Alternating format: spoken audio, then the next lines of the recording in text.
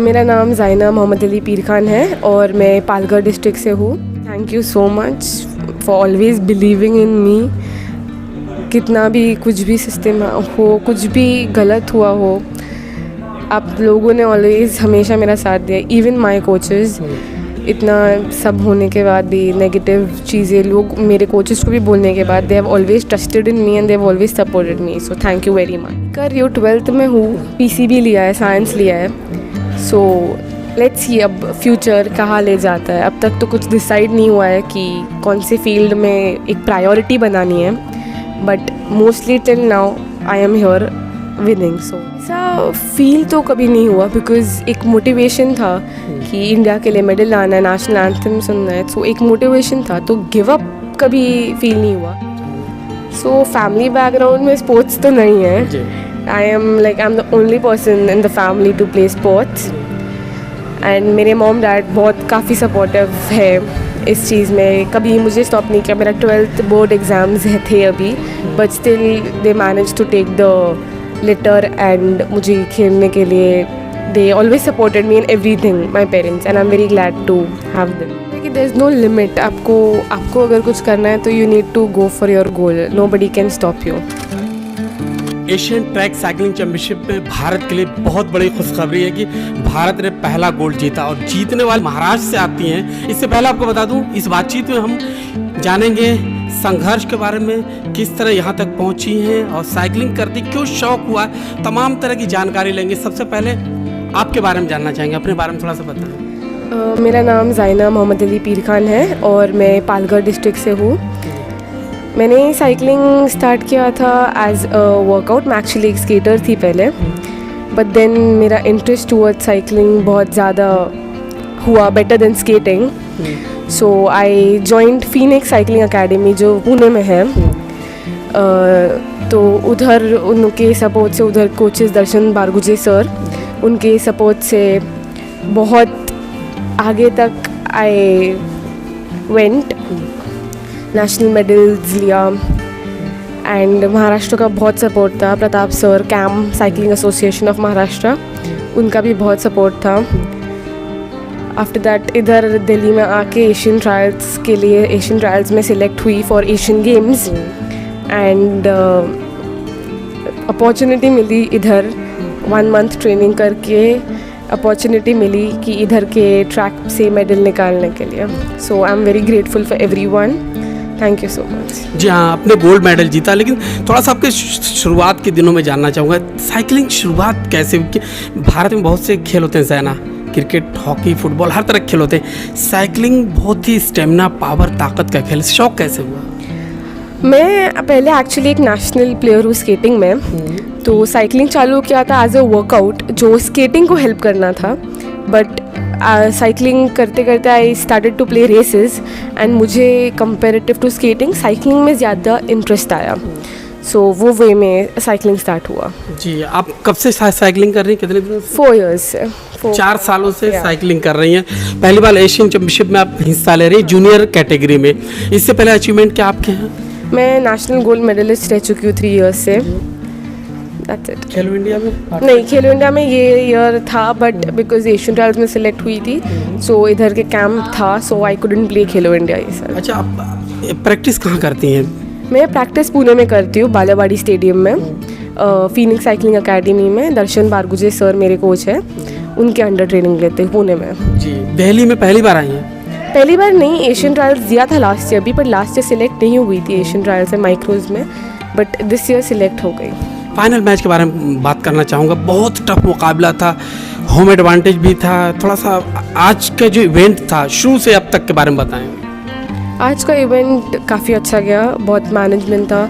Rahul sir, Chintamani sir, Kevin sir, पूरा दिल्ली के जो कोचेस है सबका सपोर्ट बहुत रहा है। इवन इधर के फिजियोज एंड ऑल सब ने बहुत सपोर्ट किया है। So the support was also good. Training भी बहुत अच्छे से हो रही थी इधर कैंप में। सो अच्छे से हो गया सब फ्लो में। थोड़ा सा आपके बारे में जानना चाहूँगा, आप किस फैमिली से, थोड़ा सा फैमिली बैकग्राउंड के बारे में बताएं, और जो आपने शुरुआत की थी किस तरह से कोई मुश्किलात आई उसके बारे में जानना चाहूँगा। सो फैमिली बैकग्राउंड में स्पोर्ट्स तो नहीं है। I am the only person in the family to play sports and मेरे मॉम डैड बहुत काफ़ी सपोर्टिव है इस चीज़ में, कभी मुझे स्टॉप नहीं किया। मेरा 12th बोर्ड एग्ज़ाम्स थे अभी, but still they manage to take the letter and मुझे खेलने के लिए they always supported me in everything, my parents, and I am very glad to have them. कभी कोई हर्डल, कभी कोई बाधा, कभी ऐसा लगा हो लोगों ने मना किया हो, कोई ऐसी बात कभी किसी स्पोर्ट्स में हर्डल्स तो बहुत आते हैं, बट हाँ बहुत सारे हर्डल्स आते ही रहते हैं, तो उनसे गेट ओवर करने के लिए आपको उतना स्ट्रॉन्ग जाना पड़ता है। जी, एक सवाल हर एथलीट से पूछता हूँ, हर खिलाड़ी से पूछता हूँ, मेरा तकिया कलाम समझ लीजिए, संघर्ष से शिखर तक। हर खिलाड़ी की ज़िंदगी में संघर्ष के दिन आते हैं। शुरू करता है, कभी लगता है बहुत अच्छा जा रहा है, कभी लगता है यार बहुत मुश्किल हो रही, कभी लगता है छोड़ देना चाहिए, कभी लगता है नहीं यार बहुत अच्छा है, मतलब तरह तरह से होता है। क्या कभी ऐसा स्ट्रगल का वक्त, ऐसा संघर्ष का वक्त आए जब लगा यार अब नहीं हो पा रहा, छोड़ देना चाहिए, कभी ऐसा कुछ हुआ? ऐसा फील तो कभी नहीं हुआ, बिकॉज़ एक मोटिवेशन था कि इंडिया के लिए मेडल लाना है, नेशनल एंथम सुनना है, सो एक मोटिवेशन था, तो गिव अप कभी फील नहीं हुआ।